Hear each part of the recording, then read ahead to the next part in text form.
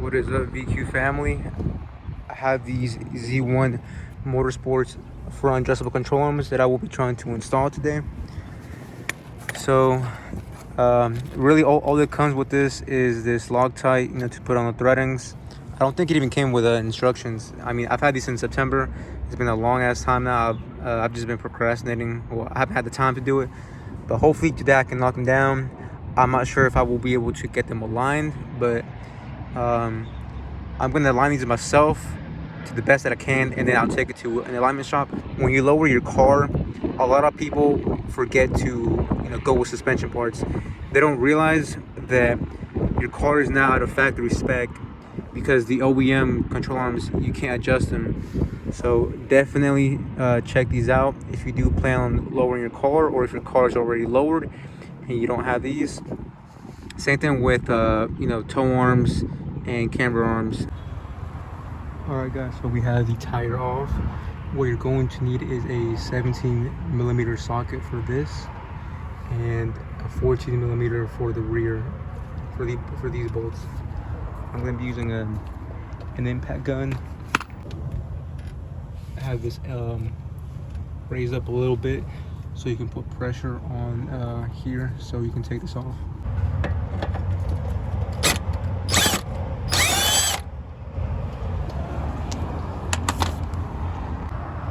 Okay, so depending on how big your coilovers are, mine are pretty slim. Again, I'm using a 14mm. You might need a 14 key, because sometimes if your coils are too fat, then this bolt might hit and not come off. So that's where the key might come in for better advantage. And it is a good idea to clean the inside of this from dirt and then add grease again.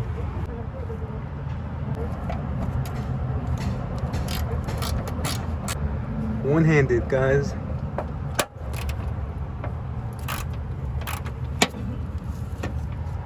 So these are the left side and the right side, driver side, passenger.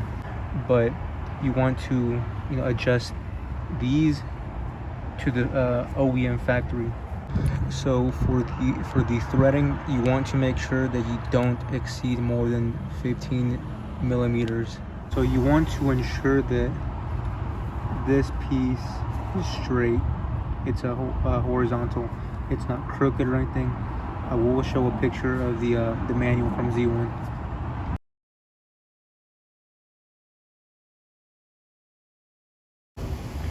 Make sure to take these red caps off and put grease inside of them. Marine grease, water-based, or water-resistant, my bad.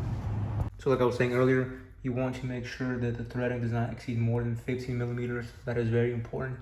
And make sure that both sides are equal in length. Just more or less lining it up with the OEM control arm.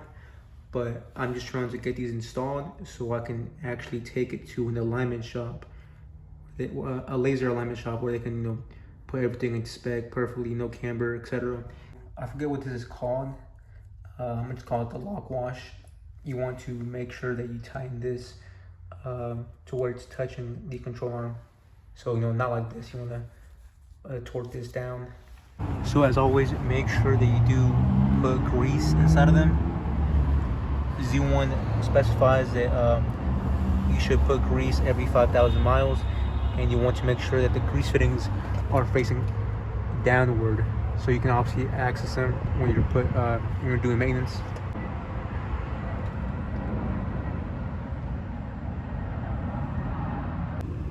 Alright, so you want to make sure that you torque these down to what the Z1 manual recommends, 42 foot-pounds of torque, but I'm going to be using 40.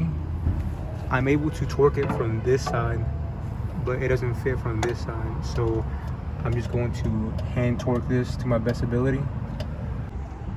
Okay, so I'm ensuring that I put grease right here because it will be touching with this. And make sure you torque these it's like lock nuts down to the control arm. So you have another two, and then you have this one. I couldn't figure out what size it is for the key, but I'm not sure what that converts to in you know, normal size. And then the big one, this one for this lock nut right here.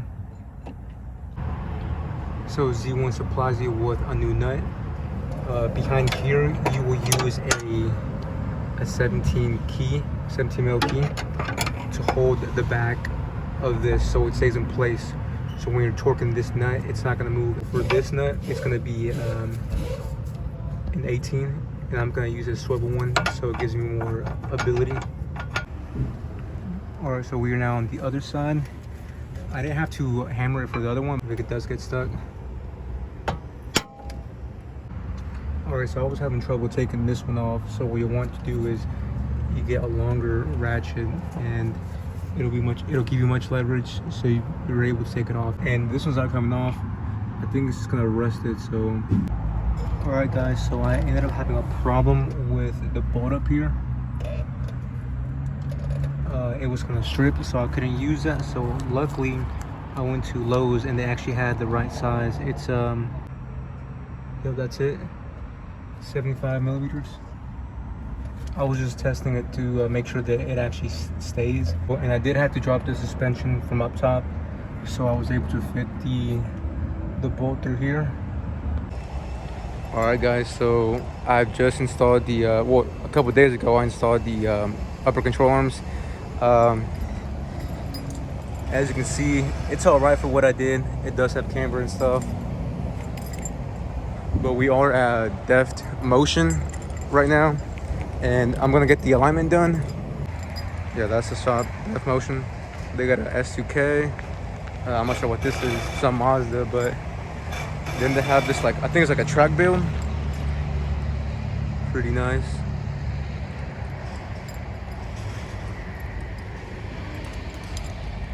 Two-piece rotors.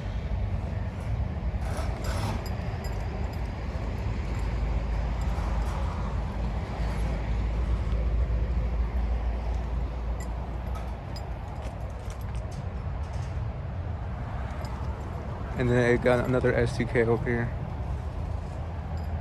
You know, these Z1 control arms, they are a pain in the ass just because you gotta take them off and back and forth just so the alignment is done. So they are charging me $250 all around, which, you know, it's all right. I know they're a pain in the ass, but we'll see what goes on for there, guys. All right, guys, we just got back from the, well, yeah, we're leaving the alignment shop. What did I say? Me.